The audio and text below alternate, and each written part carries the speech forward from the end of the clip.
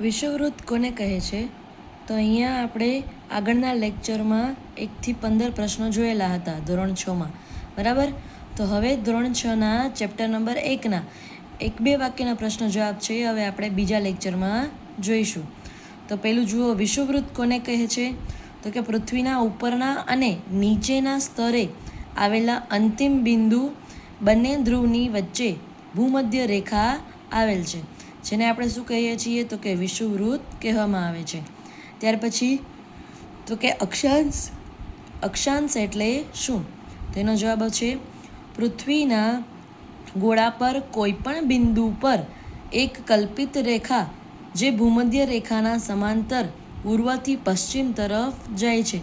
એક કાલ્પનિક રેખા છે કે જે આપણા પૃથ્વીના ગોળામાં પૂર્વથી પશ્ચિમ તરફ જાય છે અને પૃથ્વી આસપાસ વર્તુળ બનાવે છે.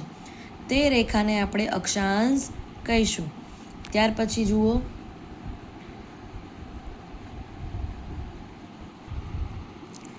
ત્યાર પછી છે અક્ષાંશના અંશ એટલે કે ડિગ્રી ક્યાં વધે છે?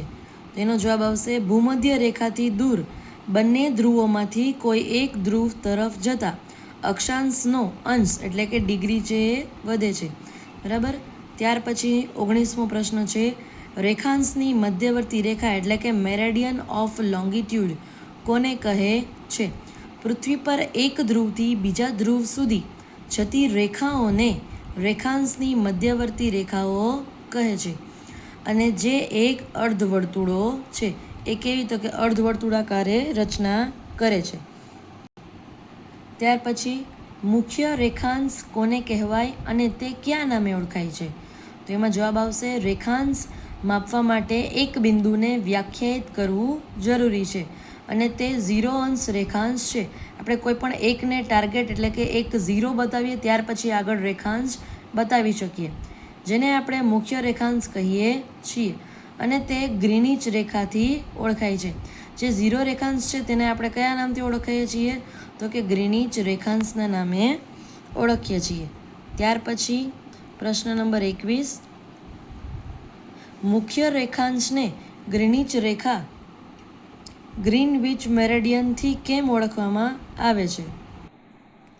તો તેમાં જવાબ આવશે ઇંગ્લેન્ડમાં લંડનના એક ગ્રીનિચ વિસ્તારમાંથી એટલે કે ગ્રીનિચમાંથી પસાર થતા રેખાંશને આપણે ગ્રીનિચ રેખા તરીકે ઓળખીએ છીએ, જેને આંતરરાષ્ટ્રીય ધોરણે મુખ્ય રેખાંશ તરીકે માન્ય ગણવામાં આવે છે. એટલે કે ગ્રીનિચ ગામ છે ત્યાં જે અત્યારે સમય ચાલી રહ્યો છે તેને આપણે આંતરરાષ્ટ્રીય ધોરણે માનીએ છીએ, બરાબર. ત્યાર પછી મુખ્ય રેખાંશની કઈ રેખા એ પૃથ્વીને પશ્ચિમ અને પૂર્વ ગોળાર્ધમાં વિભાજિત કરે છે? તો કે મુખ્ય રેખાંશની ગ્રીનિચ રેખા એ પૃથ્વીને પશ્ચિમ ગોળાર્ધ અને પૂર્વ ગોળાર્ધમાં વિભાજિત કરે છે. ત્યાર પછી અક્ષાંશ પર આવેલા કયા વૃત્તો એ પૃથ્વીને ઉત્તર અને દક્ષિણ ગોળાર્ધમાં વિભાજિત કરે? ઉપર કયું હતું? તો કે પશ્ચિમ અને પૂર્વ, તેને આપણે શું કહીએ? તો કે ગ્રીનિચ રેખા એને અડધું અથવા તો વિભાજિત કરે છે. ત્યાર પછી તો કે ઉત્તર અને દક્ષિણ ગોળાર્ધને વિભાજિત કોણ કરે? તો કે 0 અક્ષાંશ પર આવેલા વિષુવવૃત્ત એ પૃથ્વીને ઉત્તર ગોળાર્ધ અને દક્ષિણ ગોળાર્ધમાં વિભાજિત કરે છે, બરાબર. ત્યાર પછીનો પ્રશ્ન નંબર 24, પૃથ્વી પોતાની ધરી પર એક ચક્કરમાં કેટલા રેખાંશ અંતર એટલે કે ડિસ્ટન્સ કાપે છે? અથવા તો એક પોતાની ધરી પર ફરે છે અથવા તો એક ચક્કર લગાવે છે તો કેટલા ડિગ્રી ફરે છે? તો પૃથ્વી પોતાની ધરી પર એક ચક્કરમાં 360 રેખાંશ અંતર કાપે છે, બરાબર. કેટલું કાપે છે? 360. ત્યાર પછીનો પ્રશ્ન નંબર 25, તો કે ગ્રીનિચ રેખા પર 12 વાગ્યાનો મધ્યાહન હોય એટલે કે બપોરના 12 વાગ્યા હોય તો 45 અંશ પૂર્વ રેખાંશ પર કેટલો સ્થાનિક સમય હશે? ગ્રીનિચ રેખા પર 12 વાગ્યા મધ્યાહનનો એટલે કે બપોરનો સમય હોય તો 45 અંશ પૂર્વ રેખાંશ પર બપોરના 3 વાગ્યા એનો સમય થયો હશે, બરાબર. 45 એટલે કે 15 અંશે 1 કલાકનો સમય વધે છે, બરાબર.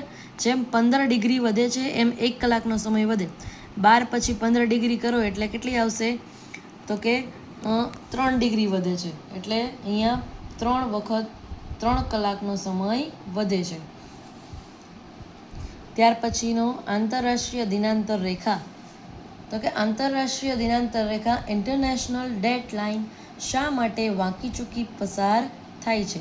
તો કે આંતરરાષ્ટ્રીય દિનાંતર રેખા એ કેટલાક દેશોમાંથી પસાર થાય છે, ત્યાં એક દિવસનું વિભાજન કરવાનું ટાળવા માટે તેને વાંકી ચૂકી પસાર કરવામાં આવે છે. એટલે કે એક જ રાજ્યમાં અથવા તો એક જ દેશમાં આપણે અલગ અલગ સમય અને અલગ અલગ વાર ના હોય, અલગ અલગ કલાક ના હોય, એ માટે આપણે વાંકી ચૂકી આંતરરાષ્ટ્રીય દિનાંતર રેખા કરીએ છીએ. બરાબર ગાઈઝ, જો તમને આ વિડીયો સારો લાગ્યો હોય તો તમે સબસ્ક્રાઈબ કરજો અને લાઇક કરજો અને બેલ આઇકન દબાવવાનું ના ભૂલતા, જેથી તમને નેક્સ્ટ વિડીયોની અપડેટ્સ મળતી રહે. Okay guys, thank you, by.